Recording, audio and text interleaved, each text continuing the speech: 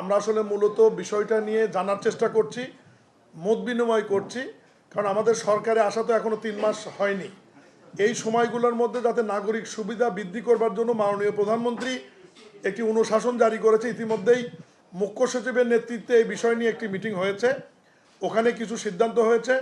কিন্তু এই বিষয়টা কি স্থানীয় সরকার মন্ত্রণালয়ের অধীনে, যেহেতু ওয়াসা সিটি কর্পোরেশন, এই জন্য স্থানীয় সরকার মন্ত্রণালয়ের পক্ষ থেকে মাননীয় প্রধানমন্ত্রী আমাকে প্রধান করে আবার নতুন করে মত বিনিময় সভা রাজুকের চেয়ারম্যানকে নিয়ে আমরা বসছি। আসলে মূলত আলোচনা যেটা হচ্ছে যে আরও পরিষ্কার পরিচ্ছন্ন করবার জন্য এই বর্জ্যগুলি সোসাইটিকে আমরা দায়িত্ব দিতে পারি কিনা।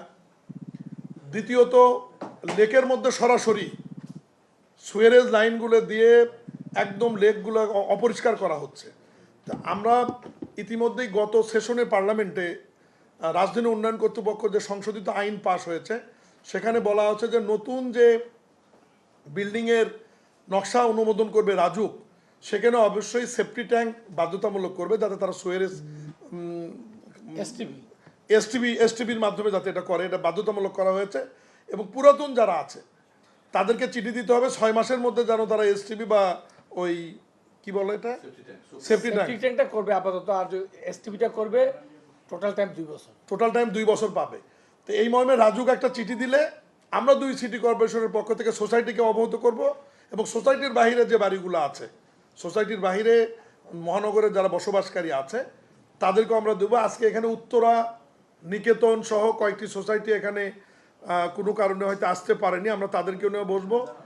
আর এখানে যে সিদ্ধান্ত হচ্ছে, যেটা সরকারি আইনকে কার্যকর করবার জন্য আমরা প্রত্যেকটি সোসাইটিতে আমার নেতৃত্বে আমরা যারা দায়িত্বশীল আছি, তারা ছুটির দিনগুলোতে গিয়ে একটু মিটিং করে তাদেরকে নাগরিকভাবে উদ্বুদ্ধ করা হবে যে আপনারা এই আইন বা এটা জারি করা হয়েছে আপনাদের সুবিধার জন্য, এটা দয়া করে করেন, সচেতনতা বৃদ্ধি করার জন্য।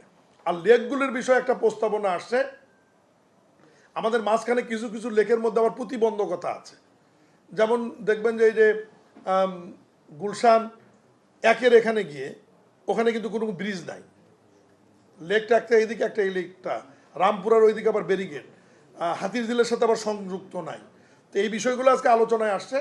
আমরা রাজুককে আজকে হয়তো একটা সিদ্ধান্ত দিয়ে দেবো যে আলাদা ব্রিজ যদি করা লাগে, সৌন্দর্য বর্ধনের জন্য সুন্দর ডিজাইনের ব্রিজ করে পুরো লেকগুলোকে একটা কানেক্টিভিটির মধ্যে নিয়ে এসে লেকগুলোর মধ্যে যাতে ওয়াটার বোর্ড বা বিভিন্ন ধরনের পানি যখন পরিষ্কার পরিণত থাকবে, তখন পরিবার পরিজন নিয়ে মানুষজন লেকগুলোর মধ্যে ঘুরতেও পারবে। আর লেকের 2 পারে যে আমরা ওয়াকওয়ে আছে কিছু জায়গায়, সেগুলো অপরিষ্কার, এগুলো আরও পরিষ্কার করে ওয়াকওয়েগুলোকে সুন্দর করে, এবং ওয়াকওয়ের পাশ দিয়ে আবার একটু নেটিং ব্যবস্থা করবো যাতে ময়লা মানুষ ড্রপ করতে না পারে লেকগুলোতে। আমরা এই বিষয়গুলো নিয়ে আজকে মূলত বসছি। আমাদেরকে একটু সময় দিতে হবে আর কি।